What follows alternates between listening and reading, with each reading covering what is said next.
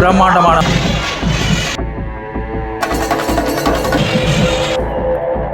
வடபத்ரகாளி.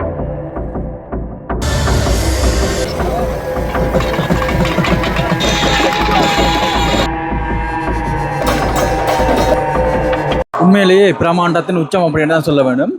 பொதுவாக ஆலயங்கள் எந்த திசை நோக்கி இருக்கும்? கிழக்கு நோக்கி தானே இருக்கும். ஆனால் இந்த ஆலயம் இப்போ நீங்கள் பார்க்க போகிறது வடக்கு திசை நோக்கி இருக்கும். அதனால் இந்த ஆலயத்தினுடைய பேர் இது என்ன பார்த்தீங்கன்னு சொன்னால் வடபத்ரகாளியம்பாள். யாழ்ப்பாணத்தில் இருக்கக்கூடிய தாவடி என்னும் கிராமத்தில் வடபத்ரகாளியம்பாள் தேவஸ்தானத்தினுடைய வருடாந்த மஞ்சள் திருவிழா ஒவ்வொரு வருடமும் மிக சிறந்த முறையில் நடைபெற்றுக் கொண்டிருக்கிற இந்த மஞ்சள் திருவிழா இந்த முறையும் பிரமாண்டமாக தான் நடக்கும் என்று சொல்லித்தான் எதிர்பார்த்து வந்திருந்தனால், ஆனால் பிரமாண்டம் கிடையாது, மிக மிக மிக பிரமாண்டம்.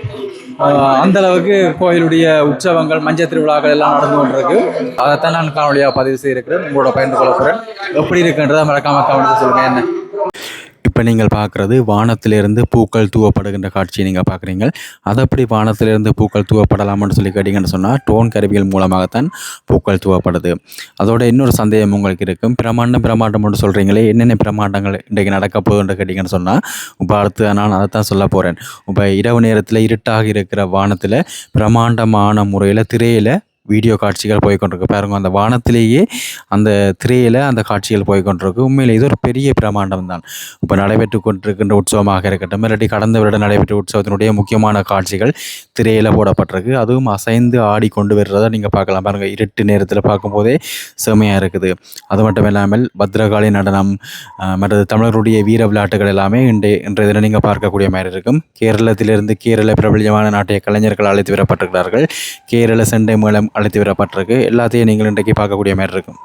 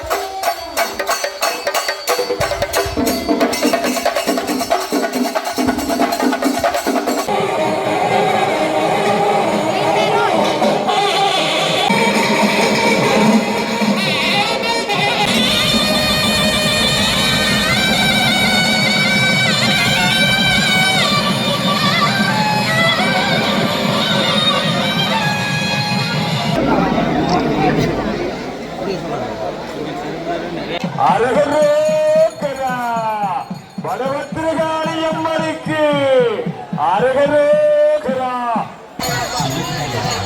சொல்லுற விருப்பத்தை ஒத்து சரங்களில்